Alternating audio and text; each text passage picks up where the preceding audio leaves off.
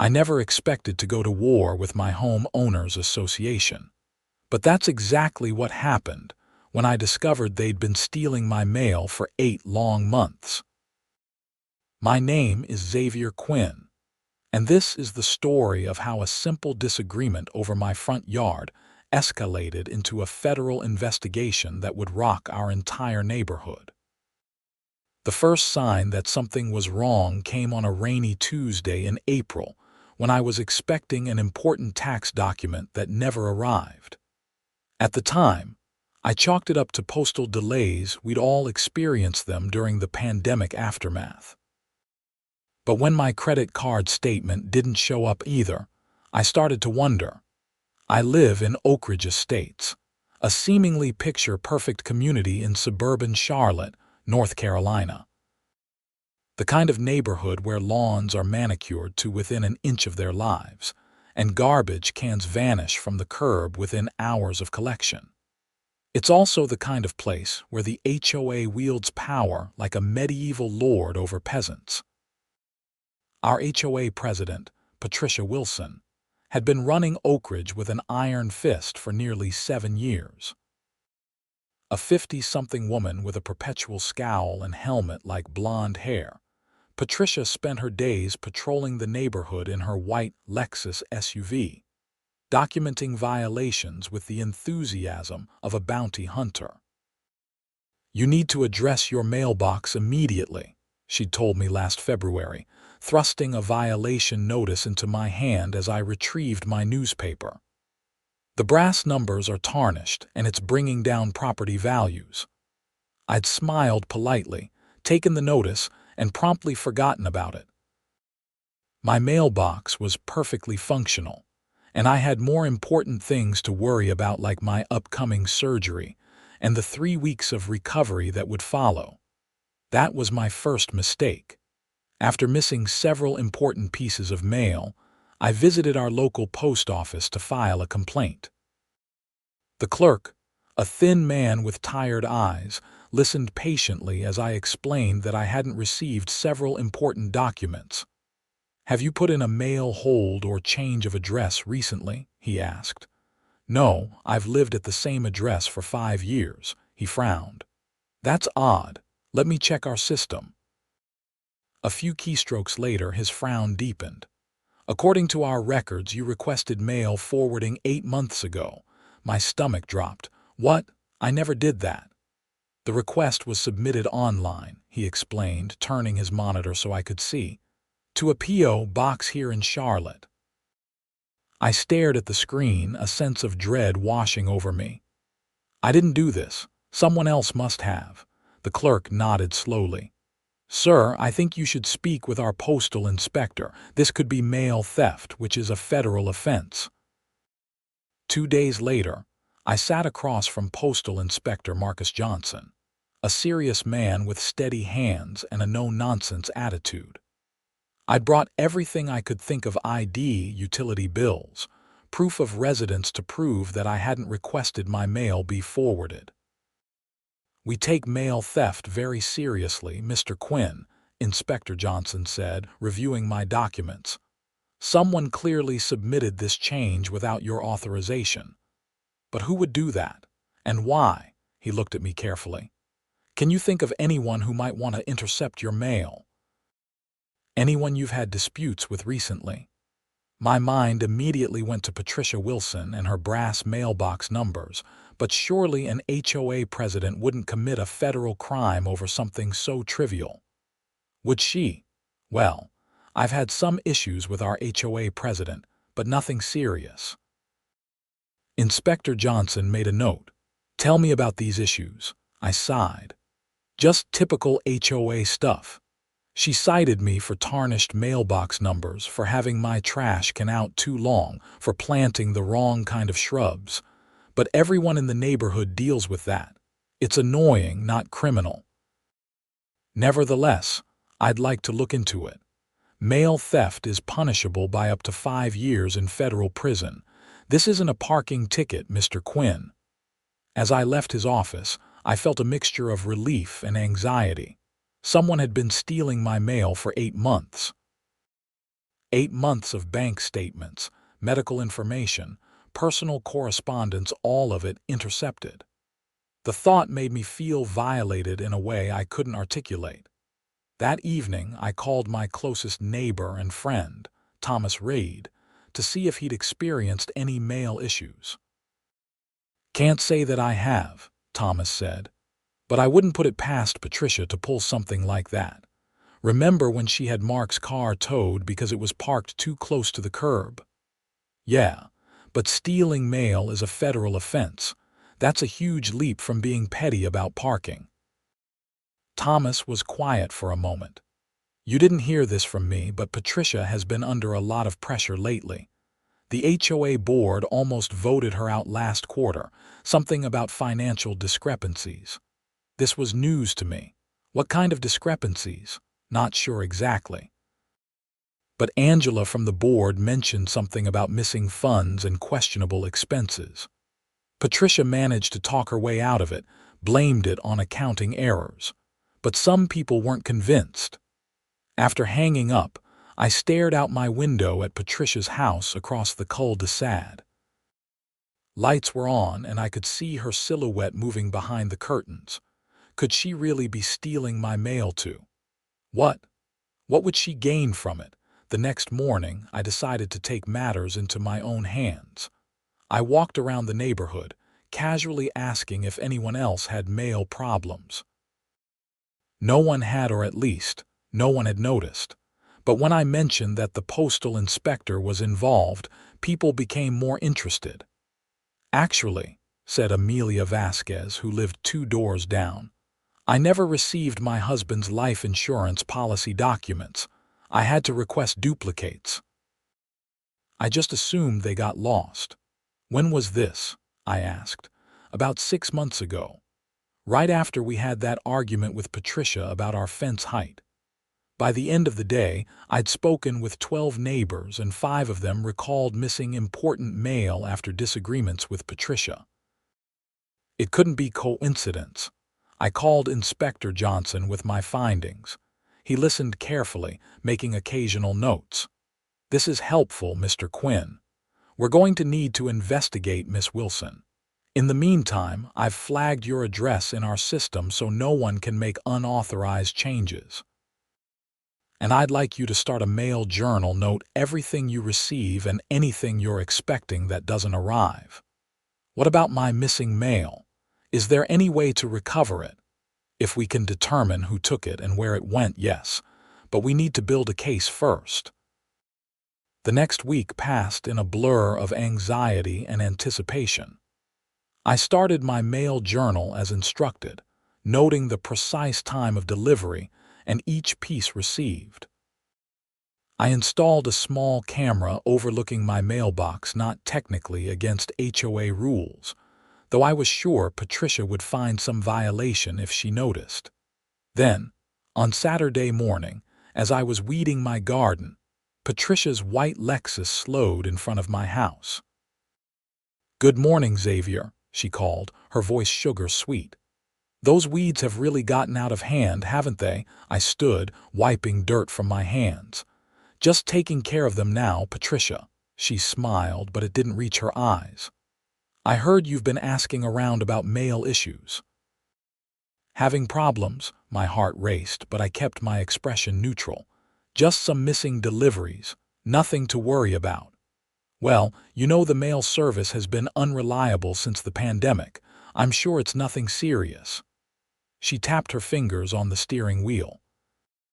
"By the way, have you addressed that mailbox situation yet? The violation notice was sent months ago." "I've been meaning to. Had some health issues that took priority." Her smile tightened. "Health issues don't exempt you from HOA regulations, Xavier. I'll have to issue another citation if it's not fixed by Wednesday." As she drove away, I noticed something odd. She glanced at my mailbox with what looked like concern. It was brief, but unmistakable. That night, I reviewed the footage from my new camera. Nothing unusual, just the mail carrier delivering at the normal time. But as I was about to turn it off, movement on the screen caught my attention. At 11:43 p.m., a figure approached my mailbox. It was dark, but the silhouette was unmistakably female with short hair. The person checked the mailbox, found it empty, and quickly walked away.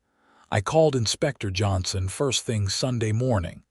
"Someone checked my mailbox last night. I have it on video. Can you identify the person?" "Not clearly, but I'm pretty sure it was Patricia Wilson." "Email me the footage. And Mr. Quinn, please don't confront her. Let us handle this investigation." Over the next 2 weeks, my camera caught Patricia checking my mailbox 3 more times, always late at night. Each time, I forwarded the footage to Inspector Johnson, who assured me they were building a case. But the waiting was excruciating. What had happened to my mail from the past 8 months? What was she looking for now? Then, one evening in late May, I received a call from Inspector Johnson. "We've made progress, Mr. Quinn. We tracked the P.O. box your mail was forwarded to. It's registered to Patricia Wilson." My suspicions confirmed. I felt a surge of anger. So she's definitely stealing my mail. What happens now? "We're executing a search warrant tomorrow morning. We have reason to believe she may be hoarding the stolen mail rather than destroying it.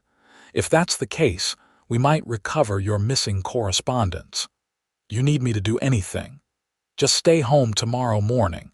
We may need you to identify your mail." Sleep eluded me that night. I kept picturing Patricia rifling through my personal information, reading my medical reports, examining my bank statements. What had she learned? What had she done with that information? At 7:00 a.m., I was awakened by the sound of car doors closing. Looking out my bedroom window, I saw 3 official vehicles parked in front of Patricia's house.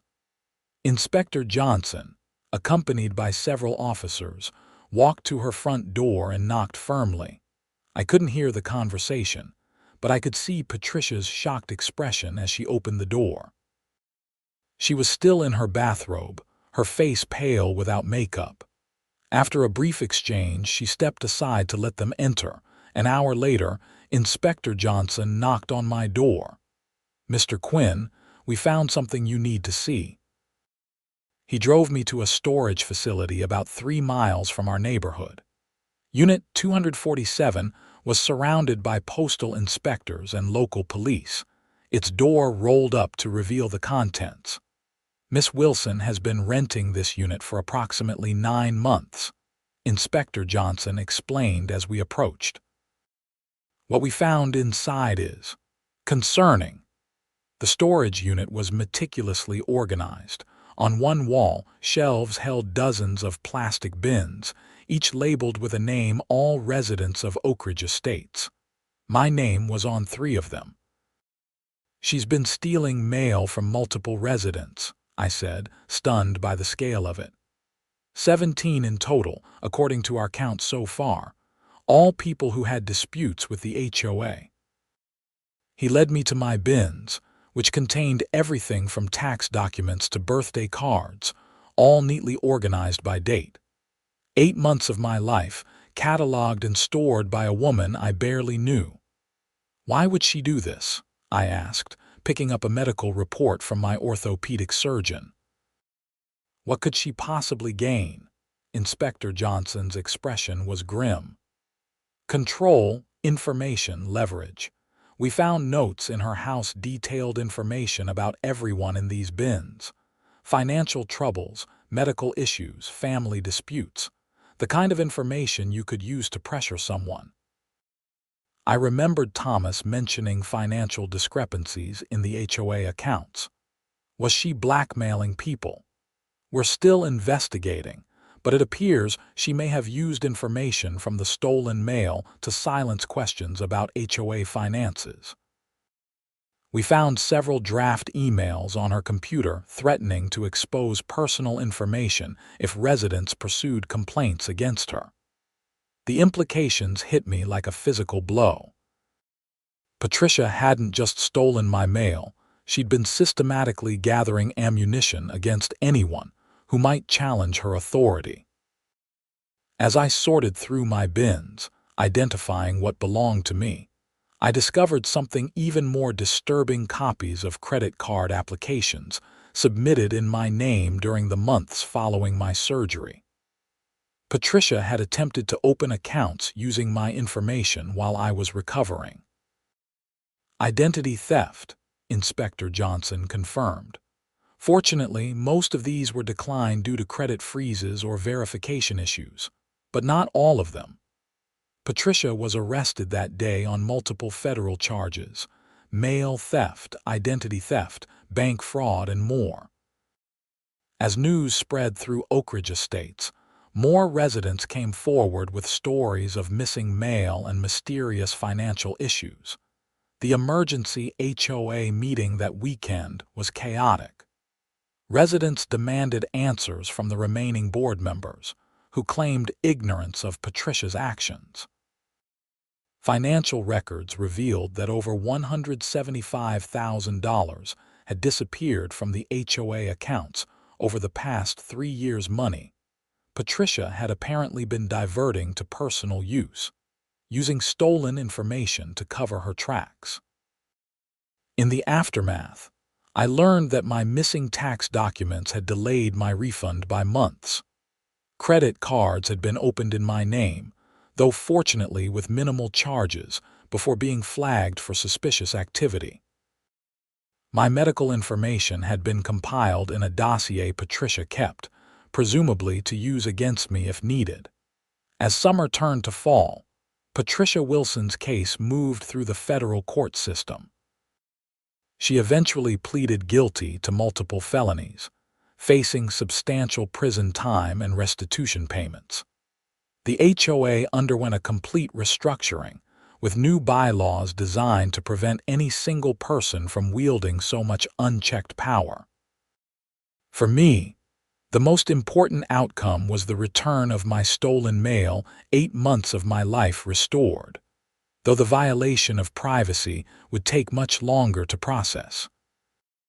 And every time I checked my mailbox, now sporting gleaming new brass numbers, I couldn't help but feel a chill, remembering how something so ordinary had become the center of an extraordinary crime. It started with the first missing check. I'd been expecting a rebate from my new water heater installation, not a fortune by any means, but the $120 would have helped offset the cost.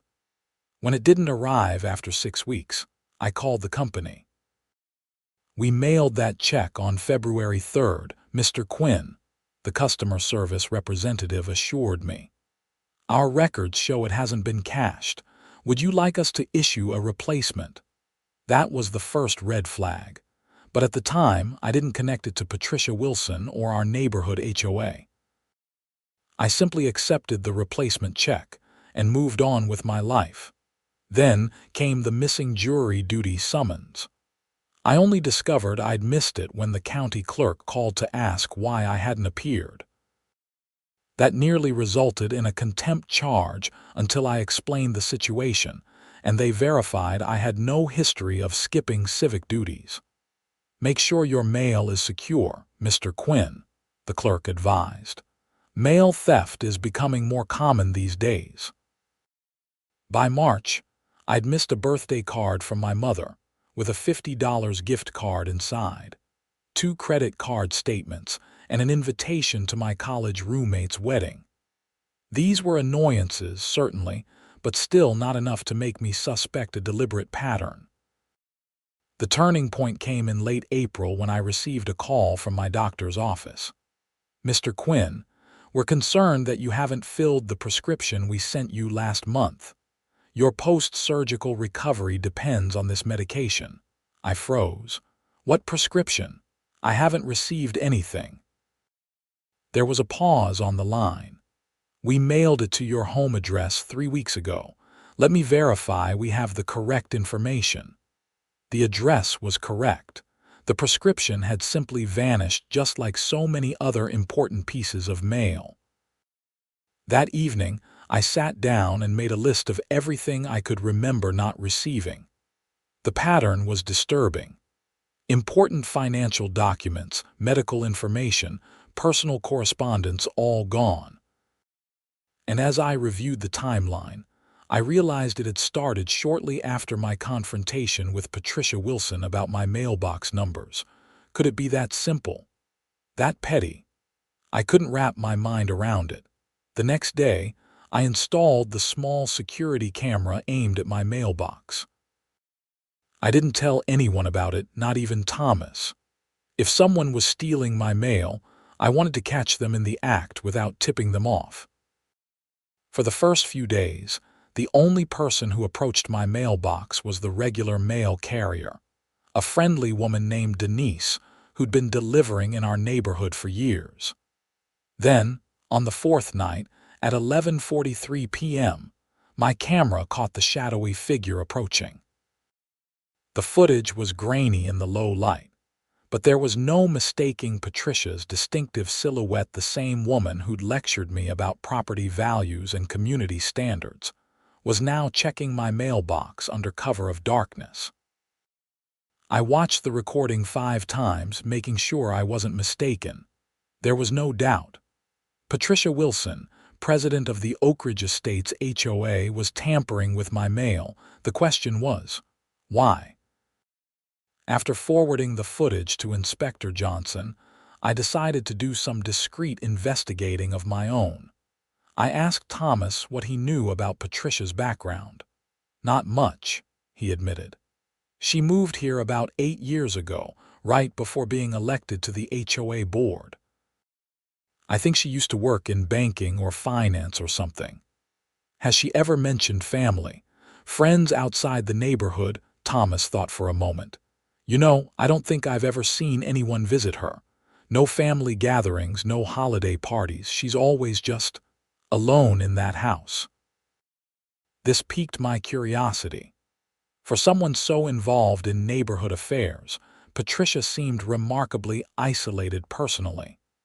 I decided to do what everyone does these days when curious about someone. I Googled her. Patricia Wilson yielded thousands of results, of course, but adding Charlotte and finance helped narrow things down. And there it was. A Charlotte Observer article from 9 years ago about a local bank employee terminated amid allegations of improper access to customer information. The employee wasn't named, but the timing matched Patricia's arrival in Oakridge. Could this be connected? I forwarded the article to Inspector Johnson, who thanked me but reminded me to leave the investigation to the professionals. We're monitoring the situation closely, Mr. Quinn. Please continue documenting any mail irregularities, but don't confront Miss Wilson. I agreed, but my patience was wearing thin. Every day, I wondered what important information I was missing, what aspects of my life Patricia was privy to that I wasn't. Then came the credit card statement I hadn't been expecting because I'd never applied for the card. Somehow, a gold rewards card had been opened in my name 2 months earlier, with charges totaling nearly $3,000. The billing address was my home, but the statement indicated online account access from an IP address that wasn't mine. This escalated everything. Identity theft was serious business, and now I had concrete evidence. I immediately reported the fraudulent card and called Inspector Johnson. This changes things, he said after I explained. We now have evidence of financial fraud, which gives us more leverage for a search warrant. I'll be in touch soon. 2 days later, Patricia approached me as I was retrieving my garbage can from the curb.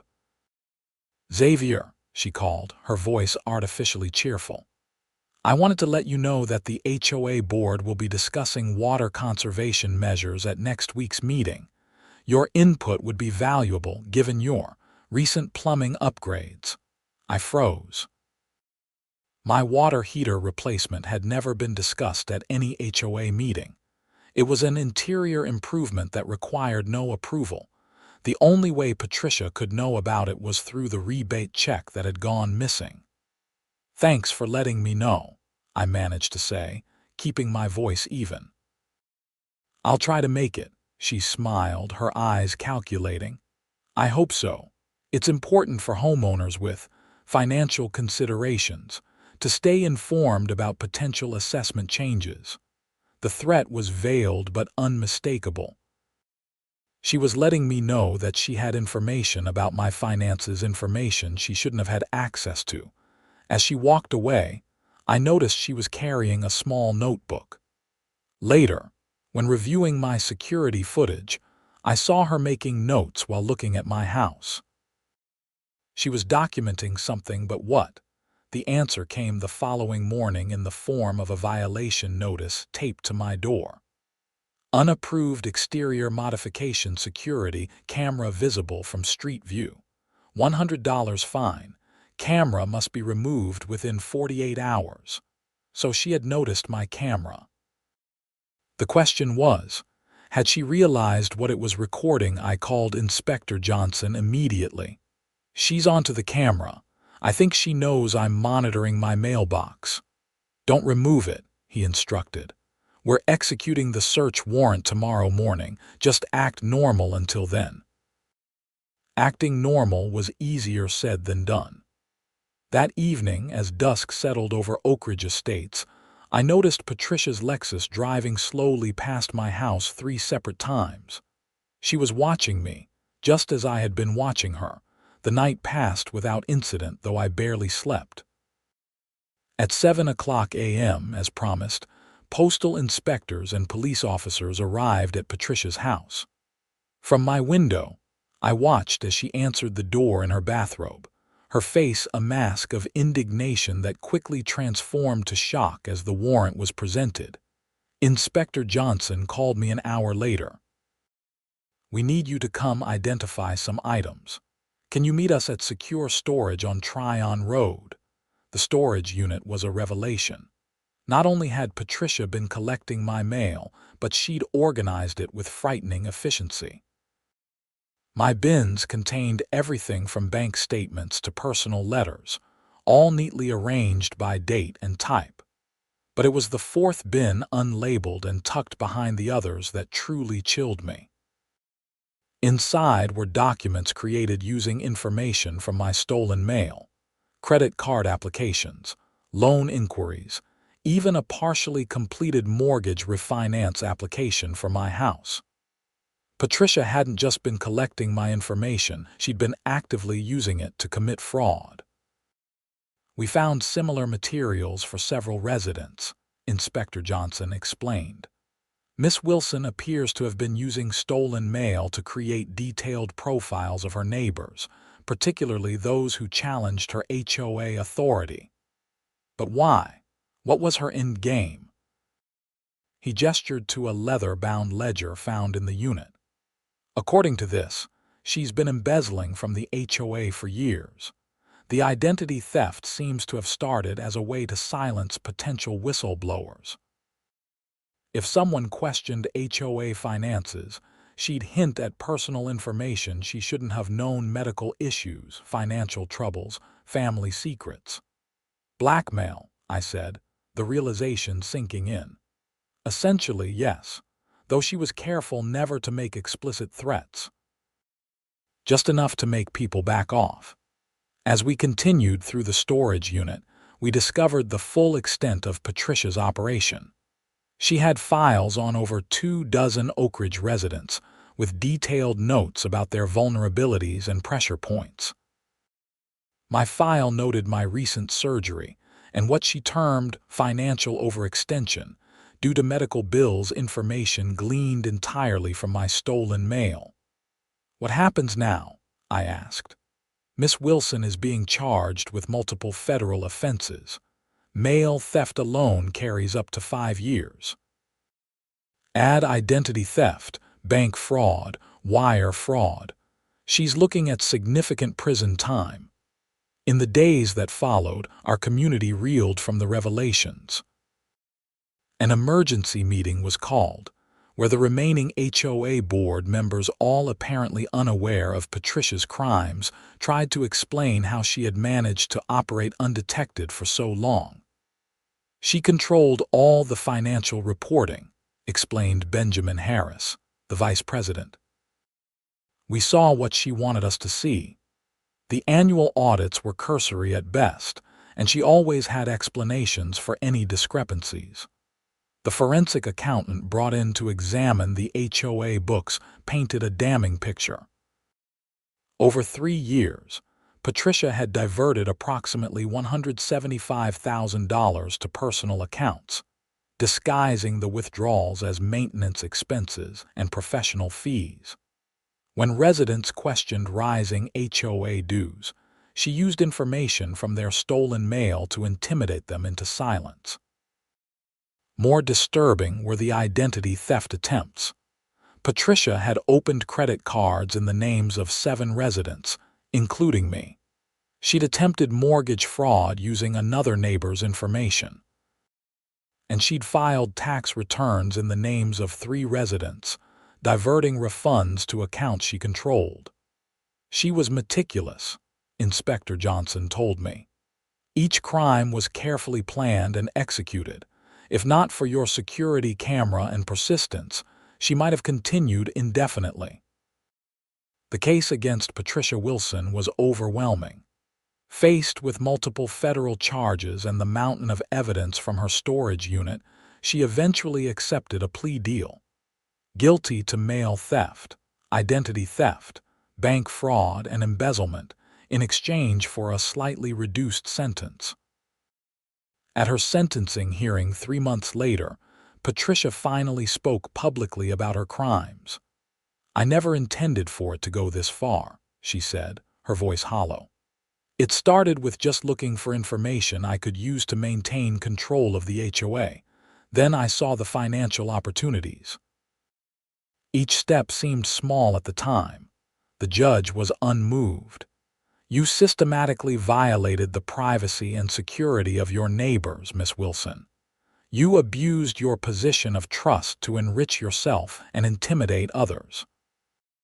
This court sentences you to 84 months in federal prison, followed by 3 years of supervised release. You will also pay restitution to all victims, including the Oakridge Estates, HOA." As Patricia was led away, I felt no satisfaction, only relief that the ordeal was over, and a lingering sense of violation that would take much longer to heal. The aftermath transformed our neighborhood. The HOA underwent a complete restructuring, with new bylaws requiring financial transparency and term limits for board members. A professional management company was hired to handle day-to-day operations, removing the potential for individual abuse of power. For me, the experience left lasting changes. I installed a locked mailbox.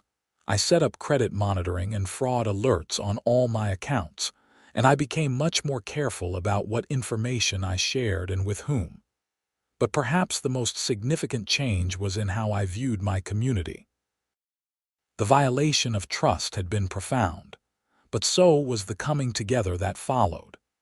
Neighbors who had barely spoken before Patricia's arrest now checked in on each other, shared information about HOA matters, and worked collectively to rebuild what had been broken. Thomas and I spearheaded a neighborhood watch program, focused not on policing minor infractions, but on genuine community safety and support.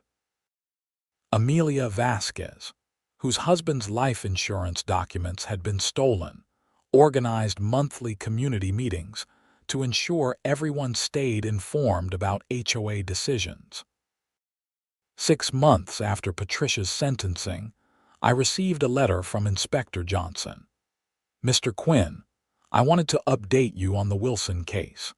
Thanks to evidence discovered in her storage unit, we've identified similar mail theft operations in 2 other communities where she previously resided. Your actions helped stop not just the crimes in your neighborhood, but potentially prevented future victims elsewhere. The system worked because you refused to accept that your missing mail was just bad luck or incompetence. Your persistence made all the difference." I stood at my mailbox, sporting its gleaming new brass numbers, and realized how something so ordinary had become the center of an extraordinary crime. Every piece of mail now represented not just communication or commerce, but a small affirmation that the system could work, that justice could prevail, and that communities could heal after betrayal. The investigation into Patricia Wilson's crimes continued to widen in the months following her sentencing. As authorities dug deeper into her background, they discovered she'd worked at 3 different banks over 15 years, each time leaving under suspicious circumstances. Though never formally charged, she'd been terminated from her last banking position after customer complaints about unauthorized account access. This pattern of behavior suggested Patricia had been exploiting positions of trust for far longer than anyone had realized. She'd simply found the perfect environment for her schemes in our HOA, a quasi-governmental entity with access to funds and personal information, but without the oversight of a true financial institution. "It's actually quite common," explained Detective Sarah Mitchell, who had joined the investigation once the local police department became involved. HOAs collect dues, maintain financial records, and make spending decisions, but they're typically run by volunteers with little financial training or oversight. It's fertile ground for embezzlement. What made Patricia's case unusual was the mail theft component. By systematically stealing residents' mail, she'd created a treasure trove of personal information that served 2 purposes: ammunition for silencing potential whistleblowers and raw material for identity theft. In August, 3 months after Patricia's arrest, I received a call from Thomas that cast her crimes in an even more disturbing light. "Xavier, you need to come over. They found something in Patricia's house during the second search that concerns you directly." 20 minutes later, I sat in Thomas's living room as he placed a file folder on the coffee table between us. "The police shared this with me because I'm the interim HOA president. It's, well, see for yourself." Inside was a detailed dossier on me, far more comprehensive than what we'd found in the storage unit. Patricia had compiled information not just from my stolen mail, but from social media, public records, and what appeared to be notes from conversations with neighbors. There were details about my work history, my medical issues, even the names of family members who lived across the country. But most disturbing was a section titled "Leverage Points," which outlined precisely how Patricia planned to use this information if I ever challenged her authority. Financial pressure. Medical debt from surgery makes him vulnerable to threats of liens or additional HOA fees, one note read. Family pressure. Mother's health issues referenced in letters could be used to suggest he needs to focus on family matters rather than HOA concerns. I felt physically ill. "She was planning to use my mother's health against me," Thomas nodded grimly. "There are similar files on 14 residents, all people who either served on the board with her or had questioned HOA decisions in meetings. Why are you showing me this now?" "Because the police found something else." He turned to the last page of my file, where Patricia had made a cryptic notation: "Q property potential for special assessment if necessary." "They think she was planning to target your property specifically for punitive HOA fees if you became problematic," Thomas explained. "And based on board minutes from February, she was laying the groundwork by claiming your section of the neighborhood needed infrastructure improvements that would require additional funding." The realization that Patricia's schemes extended beyond mail theft and identity fraud to planned financial harassment was sobering. She hadn't just been reacting to challenges, she'd been preparing for them, ready to deploy personalized pressure tactics against anyone who threatened her position. This discovery led to additional charges against Patricia for conspiracy and extortion, further ensuring she'd serve substantial time for her crimes. As summer faded into fall, our community's recovery continued. The new HOA board, led temporarily by Thomas until proper elections could be held, implemented a series of reforms designed to prevent similar abuses in the future. All financial transactions now required dual authorization. Monthly financial statements were posted publicly for all residents to review. Board meetings were recorded and minutes published within 48 hours. And perhaps most importantly, an independent audit committee was established, comprised of residents with financial backgrounds but no board positions. In October, we held our first neighborhood-wide election since Patricia's arrest. The turnout was unprecedented. Nearly 85% of homeowners participated, compared to typical HOA election participation of less than 30%. "This is what community governance should look like," Thomas said as we watched neighbors filing into the clubhouse to vote. "Engaged residents, transparent processes, shared responsibility." I had declined Thomas's suggestion to run for the board myself, preferring to support the process as an engaged resident rather than a leader. My experience had left me wary of HOA politics, though I recognized the necessity of proper governance. The new board, led by Amelia Vasquez as president, immediately addressed the financial damage Patricia had done. An insurance claim against the HOA's fidelity bond recovered some of the stolen funds, but not all. After much debate, the community voted to assess a one-time fee to restore the depleted reserves rather than cut services or maintenance. "It's not fair that we have to pay for Patricia's crimes," Amelia acknowledged at the meeting where this was decided. "But it's our community, and we need to ensure it remains financially sound." Meanwhile, the restitution payments from her sentencing will eventually be returned to our accounts.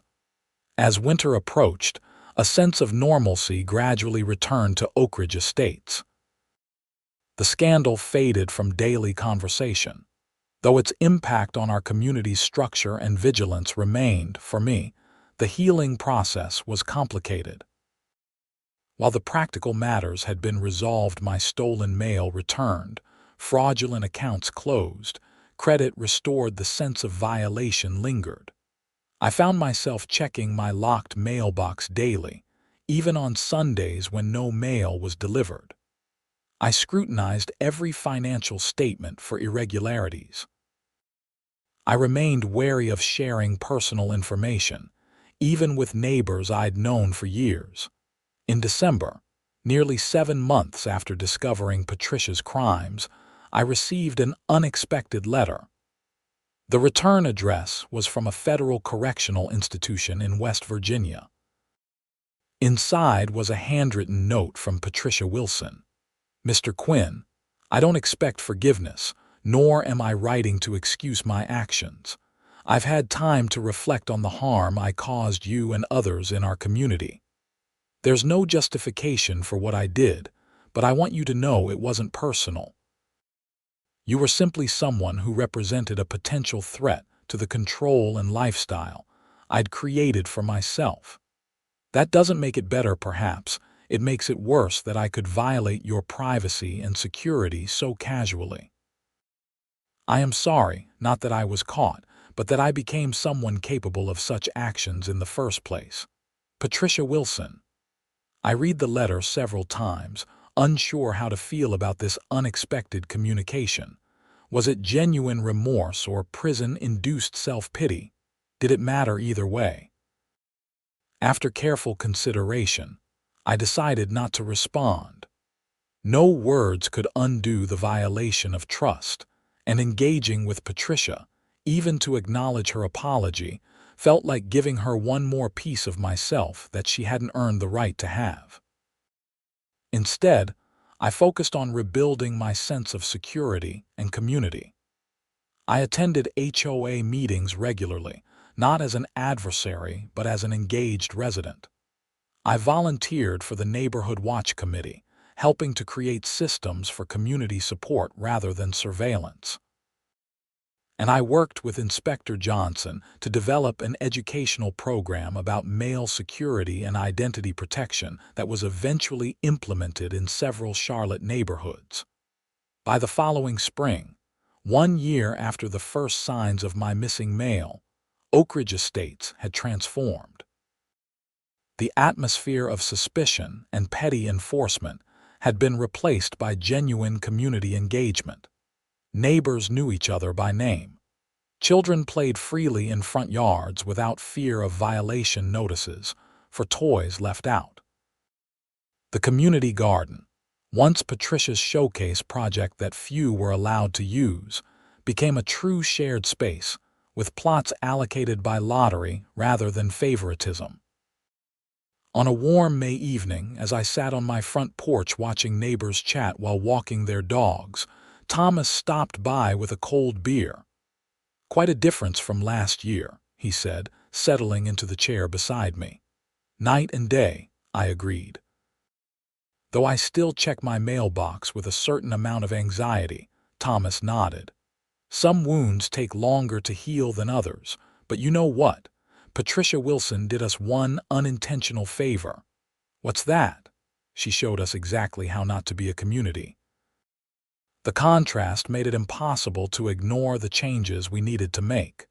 Sometimes you need to see the worst to appreciate and create something better. He was right.